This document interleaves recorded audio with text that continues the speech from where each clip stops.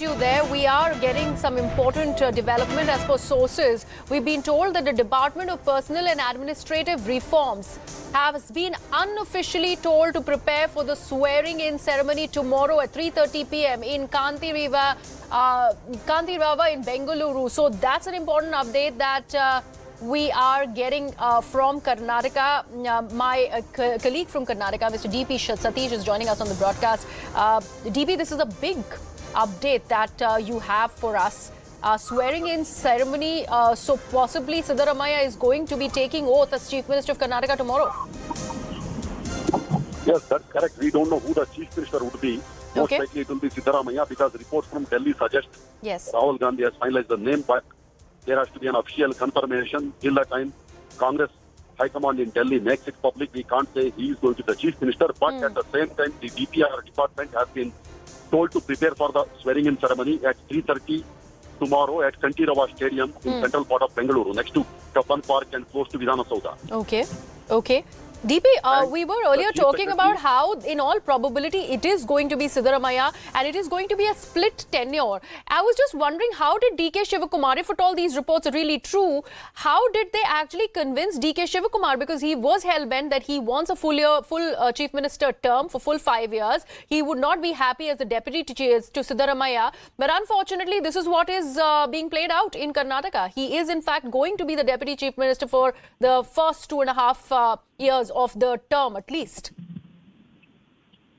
See, Congress didn't have many choices. Yes. Because Siddaramaiah is their tallest leader in Karnataka and he's 75 and he's the most popular leader. All pre-election surveys conducted by various private agencies, government agencies, and also the opposition parties were unanimous in one thing, that Siddaramaiah is the most popular leader across Karnataka. And Congress High Command didn't ignore that fact. Secondly, the lower section of the society, lower middle class and the poor, seem to have voted Congress in big numbers because of Congress's 5 guarantee scheme and also for Siddaramaiah's leadership. And Siddaramaiah is the Ahinda leader, the minorities, backward classes and SC/ST combination, and that is all over Karnataka. And the Lingayat, another major caste, needs Ahinda and Ahinda needs Lingayat.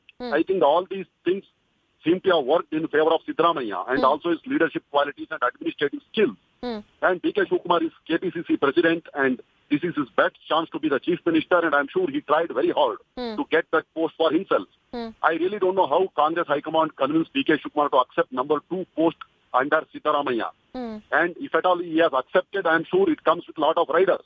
He wants important portfolios for himself, his supporters, and many other assurances. And Congress party may not make all these things public, but I am sure he will not agree to all these things just like that. And we will have to wait and watch. And DB, one final question from you, since you were talking about the vote bank, the Siddaramaiah commands. Of course, there are a lot of new voters that voted for the Congress party this time around. Most of them have shifted their loyalties from the JDS, and that's where Congress's vote share really increased. And all of that was thanks to Mr. DK Shivakumar because of the Vocaliga vote bank, the mutt backing that he has. All of that came from there. What happens if we juxtapose the 2 vote shares of both these leaders in Karnataka? The Vocaliga vote, DK Shivakumar claims he has got Vocaliga vote for the Congress party in Old Mysore region.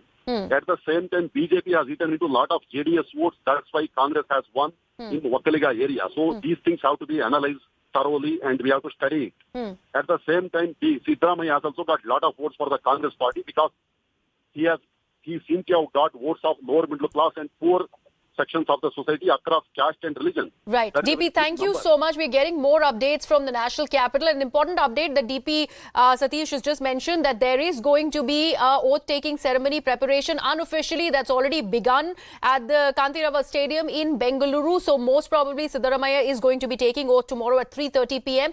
These visuals that we are bringing to you from outside 10 Janpath announces the arrival of DK Shivakumar at 10 Janpath, Sonia Gandhi's residence. He is going to be meeting Rahul Gandhi there, who is in attendance. Now, after that meeting with Siddaramaiah, the next meeting with DK Shivakumar. My colleague Sharon there tracking all of those details. Sharon, has DK Shivakumar's vehicle arrived at 10 Janpath?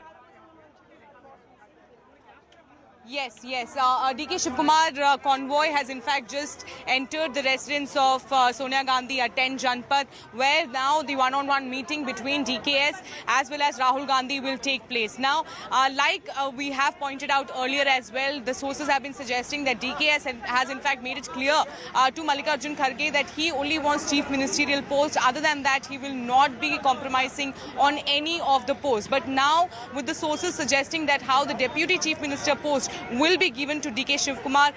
Will he be convinced? All this will be decided in this very meeting where he will be meeting Rahul Gandhi.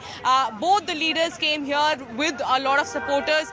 Both Siddaramaiah came here with a 5 convoy of MLAs, and as far as DK Shivkumar is concerned, he also in fact came here with 3 convoys, both of them holding bouquets to meet Rahul Gandhi. But in this very crucial meeting, we will get to know whether DKS has actually been convinced overall or not, whether he will actually listen to Gandhi's. He have been maintaining from day one that he will not revolt, he will not blackmail, he will not threaten the party, but the party should reward him for his royalty. He has maintained, he has exclusively told CNN News 18 that loyalty is the royalty and that should be rewarded to them. But will that happen is the question, of course, now that the sources have been suggesting that he has been offered the deputy chief ministerial post.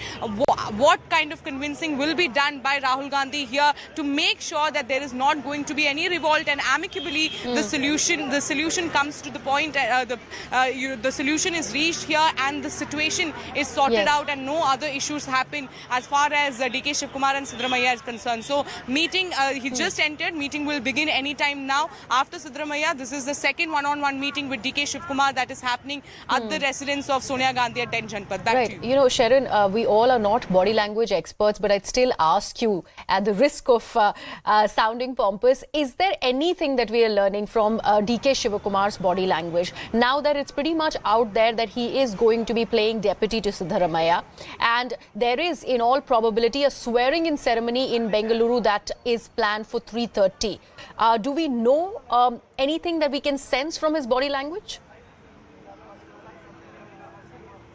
Well, both of them, in fact, had a very straight face. There were no gesturing towards the media, no kind of statement that was being made, no smiles also, as far as both of them were, in fact, sitting in the front of their cars. And, both of them, there was no smiles at all. It was clear, like, time for the business, time to get down to business was the kind of face that both of them had, and they have entered, of course. If anything, of course, the body language seemed very similar to both of them, but it seems both of them arrived here with a lot of MLAs, with the kind of show of strength that they want to show, but clearly both of them remain very confident. As far as Siddaramaiah and DK Shivkumar are concerned, none of them are looking nervous. Nobody is looking nervous here. Both of them are very confident because they have done their work. The result shows that both of them have done the groundwork. Both of them have worked really hard. Now, of course, the tricky situation and the tough part is on the Gandhis, is on the High Command, is on Mallikarjun Kharge. So they seem relaxed. Of course, there is nervousness, but that is not being shown in their body language, not making any kind of statement to the media, not smiling, but they have arrived here, and in this particular meeting we'll get to know whether DK Shivkumar has been convinced or whether there's going to be some sort of a tweaking with the kind of formula that Congress party at the moment has reached. And of course we'll get to know about the official announcement that will be made today, later evening likely. All right, Sharon, I'd request you to stay on with us. Let me bring in Pallavi Ghosh on the broadcast, who continues to be with us. Pallavi, this formula aspect that Sharon was talking about, now that if we were to just push this aspect aside, that the chief ministerial drama, the conundrum has been kind of dealt with, and these are the last, attempts to go ahead and give the leaders what they want.